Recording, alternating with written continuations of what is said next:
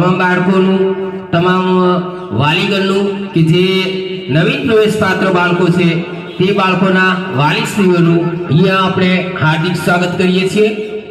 અને સૌપ્રથમ આપણે જ્યારે પણ કોઈ પણ કાર્યક્રમની શરૂઆત કરવા જઈએ ત્યારે સરસ્વતી માતાની આરાધના કર્યા પછી આપણે કોઈ પણ કાર્ય આગળ વધારીએ છીએ।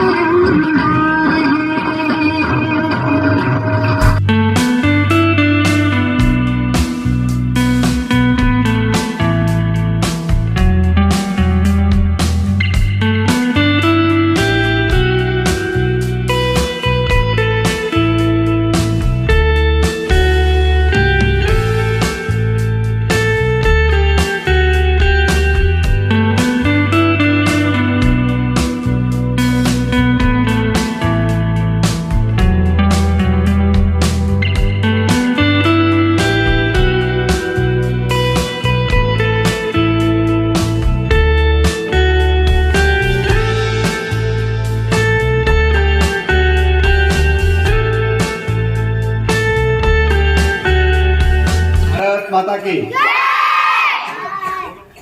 જો કન્યા કેળવણી અને શાળા પ્રવેશોત્સવ 2024 અંતર્ગત સપરેડા ગામની મુલાકાત લેવાનું છે. પહેલાં તો જે પહેલા ધોરણમાં નવીન બાળકો પ્રવેશ મેળવ્યા છે, બાલ વાટિકામાં જે નવીન બાળકોએ પ્રવેશ મેળવ્યો છે એમને ખૂબ ખૂબ અભિનંદન. ભવિષ્યમાં ખૂબ સારા દેશના નાગરિક બને, ખૂબ ઊંચા હોદ્દા ઉપર એમની નિમણૂક થાય એવી આજના પહેલા દિવસે જ અમે શુભાશીષ આપીએ છીએ. દર વર્ષે આપણે પ્રવેશોત્સવ આ રીતે થતા આવ્યા છીએ, તો એવો જ આજ પ્રવેશોત્સવ એના મંચ ઉપર ઉપસ્થિત માનનીય પીસી રબારી સાહેબ, મારા મિત્ર, અમે ભેગા ભણેલા છીએ 8 થી 12 ટડાવ, અને અત્યારે ગામનું નેતૃત્વ સંભાળી રહ્યા છે સરપંચ શ્રી રામભાઈ, બીજા વકીલ સાહેબ, ગામમાંથી જે વડીલો બેઠા છે, સામે યુવાન મિત્ર બેઠા છે, ભાઈઓ બહેનો અને આ શાળાનો સ્ટાફ. આપણને યાદ છે, કદાચ વડીલોને ખ્યાલ છે વધારે, કે એક સમય હતો કે શાળા એક કોઈકના ઢાળિયામ ચાલુ હોય, નીચે રેત હોય, કશું પાથરવાનું હોય નહીં, પાટિયાનો ઠેકાણો હોય નહીં, આવી સ્થિતિમાં એક સમય શાળા હતી. પછી ધીમે ધીમે એમાં પ્રગતિ આવી અને શાળાઓનો જે રૂમ છે બધા નળિયાવાળા થયા, પતરાવાળા થયા, વચ્ચે ધરતીકંપ આવ્યો એટલે ધરતીકંપ પેલા એના પ્રૂફ માટેની એ ટાઈપની ડિઝાઇન બની.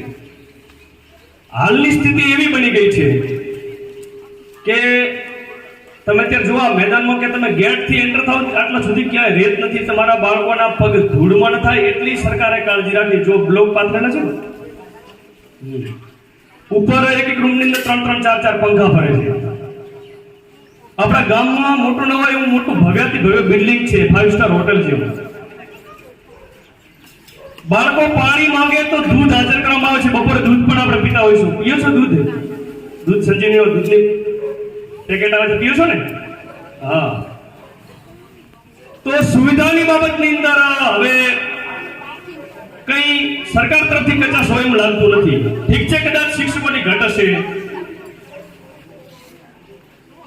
એ બધું સમજી શકાય, એ નાના મોટી સમસ્યાઓ હશે, પણ ભૌતિક સુવિધાની બાબતમાં જે આજથી 10 વર્ષ પહેલા હતું એના કરતા 3 ગણું, 4 ગણું, 5 ગણું ખૂબ સુવિધાઓ વધી ગઈ છે. એક એવો સમય હતો પ્રવેશોત્સવના દિવસે 4-5 બાળકો ભેગા થાય, ઉડાન પકડીને તેના ટોળી કરીને હોતી એમ લઈને આવે, મોડે અને નિહાળ બેન ઉલો રાડો પાડતો હોય, આવા પ્રવેશોત્સવ આપણે જોયા છે, બરાબર. પણ અત્યારે આમ કેટલા તૈયાર થઈને આમ એકદમ ખુશી સાથે બાળકો ત્યાં બેઠા છે, એમને બિલકુલ ડર જેવું, ચિંતા જેવું નથી. એટલે વાતાવરણ ખૂબ બદલાઈ ગયું છે. એની સાથે સાથે વાલીઓમાં પણ ખૂબ જાગૃતતા આવી છે કે પોતાના બાળક માટે શિક્ષણ ખૂબ જરૂરી છે. પણ ઠીક છે, કદાચ કોઈ આ સમયની બાબતમાં એવું હશે, હાજરીની બાબતમાં કદાચ થોડા ઓછા આવ્યા છે, તો સાહેબે આપણે ટકોર કરી બીજી વખત આપણે સમય ફાળવી લઈશું. એ રીતે મંદિરનો કોઈ કાર્યક્રમ હોય કે કોઈ ધાર્મિક પ્રસંગ હોય તો આપણે હેકડે ખત ભીડ કરી દઈએ છીએ. જો લાખ રૂપિયાની જરૂર હોય, 5-5 લાખ, 7-7 લાખ રૂપિયા આપણે ભેગા કરી શકતા હોઈએ, ચડાવો ભેગો કરી શકતા હોઈએ. ઠીક છે, આપણી ધાર્મિક શ્રદ્ધા છે, ખૂબ જરૂરી છે, એને વંદન છે, પણ સાથે સાથે આ ગામનો ઉદ્ધાર થવા માટે જે મોટા મોટું